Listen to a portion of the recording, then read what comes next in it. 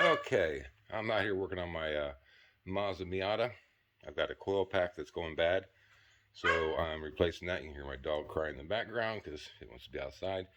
A little cold, about 50 degrees out today, so sorry if I sound a little whatever. But it's not hard to get to it. It's a little tricky, little tight. First thing you do is take off this 10 mil here, get this loose. Another one over here on this bracket. This allows you to pull this all the way back, and also disconnecting this connector here, which goes down in there. Get that off there, and then you got 3 12 mils, and you can see where they go. One there, one there, one there. This, of course, is the old one. This is the new one. Just made sure it was the right one. But the tricky part, this is probably the original one. The guy bought said they had to change the coil pack, but I don't think they ever did because what I saw.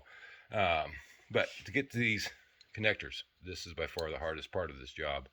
Is you can pull, when you get these all disconnected, you can kind of pull this up here and try and do this one-handed. Here are your two connectors. They pretty much stay right where they go. I'm trying to hold this back. But what you watch some videos, people don't show how this connector is. This is the connector there. Right there's what it looks like. You got two of them. Somebody attempted to get it off before, because you can see all these marks right there. Those were not from my attempt. I sprayed them first with a little cleaner, something that evaporate, got all the dust and dirt off there, cleaned them up a little bit, and kind of tapped on them a little bit, trying to wiggle them. I couldn't get them. So finally, once I got them up and saw how they worked, this is what I used. This is kind of like a little surgical type tool, and this worked great. So what you do when it has grips on it, you get that connector.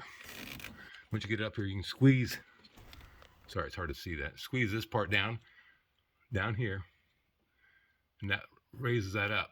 And then you kind of wiggle it back and forth, maybe get a little screwdriver flathead underneath there, and that's what I did, and get it loose. The reason you got to pop that up is right there. That's what you're getting past, that little nipple right there. And then you get the screwdriver underneath it and kind of just pop it loose. That's what you got to get to. Something else I noticed on this coil pack, make sure you get your wires back where they go, is this has 3 little wire prongs in each one.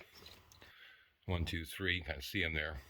This one, I got it, it shows, first I thought there's 4. There's 1 2 4, but the third one out is actually just a piece of plastic. I guess it's just there for whatever. So it is a 3-prong, that's a 3-prong. Make sure they look the same, line up the same. And I am going to put a little dielectric grease, a little bit, on that connector. Probably on just the outer part of this, just to keep a little moisture. I'm not going to stick any down inside there. But anyway, that's the tricky part. Get it back in there. Get your connectors back. I'm not sure there's anything else going on. I got a little oil leak, it looks like, back there. So basically just make sure you get it all back tight, snug. But that's the biggest thing on those connectors. Make sure you just take your time with it. Don't snap them, break them. They will come off. Like I said, these have been on there for 20 years, so they do come off. Anyway, I hope that helps somebody out there. Thanks for watching. Bye.